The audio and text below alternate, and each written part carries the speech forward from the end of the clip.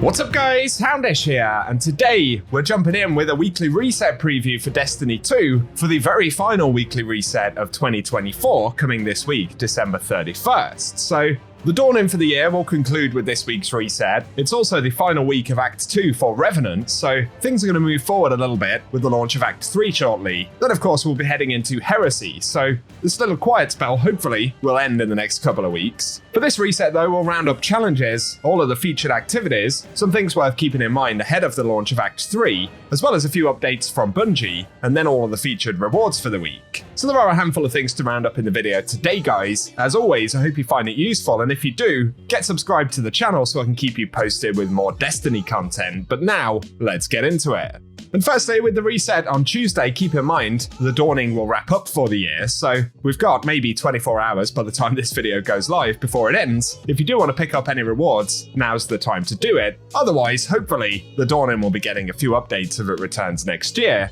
but of course we'll have to wait and see. Otherwise though, for Revenant content, this week we continue as we have been, nothing new popping up, but we do have the launch of Act 3, which will be next week on January 7th. So, as always, quick reminder, if you want to hold on to any seasonal challenges for XP, they may be useful next week. Also, Revenant engrams might be useful if you want to work on picking up any of the Revenant weapons that'll be added with Act 3. And I do have a quick preview video, which I'll link down below if you want to check out the weapons, the exotic mission, and a handful of other items that we'll get access to with next week's reset. But essentially, this should be the final quiet week of the sort of holiday period before things start to pick back up just a little bit. So I'll keep you posted with that stuff next week. We do, however, get new weekly challenges with this reset though. So firstly, we have Cosmodrome activities, and in the Cosmodrome, we can earn bonus progress by completing bounties, patrols, public events, and lost sectors. Then there's Rising Ice to defeat Scorn with stasis damage in Gambit or Vanguard Ops activities, which is followed by Potent Projectiles to defeat Guardians in the Crucible or Gambit with Scout Rifles, SMGs, Pulse Rifles, Shotguns or Grenade Launchers, and there's bonus progress for Shotgun and Grenade Launcher final blows.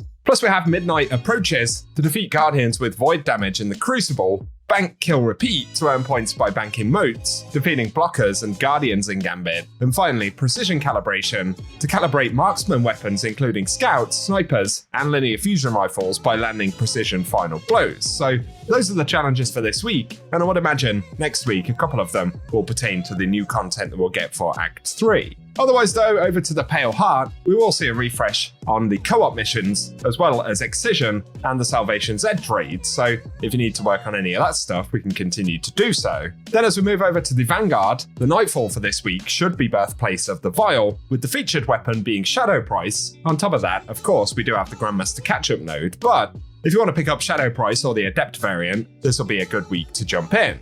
For raids and dungeon content this week though, firstly, we'll have the Last Wish raid featured, where we can pick up 1000 voices, as well as the Legendary loot pool, and with it being featured, all of these will be completely farmable, so keep that in mind. Also for raids on the Throne World, we'll have Vow of Disciple featured as well. There we can pick up the Collective Obligation. Also in the Dreaming City though, will be the Shattered Throne dungeon featured this week. And the final dungeon on the moon will be Duality, where we can also pick up the Heart Shadows, so good luck on the hunt if you are farming for any rewards from those activities. But in the Legends tab, the exotic mission featured this week will be Vox Obscura, where we can pick up the Dead Messenger and all of its upgrades.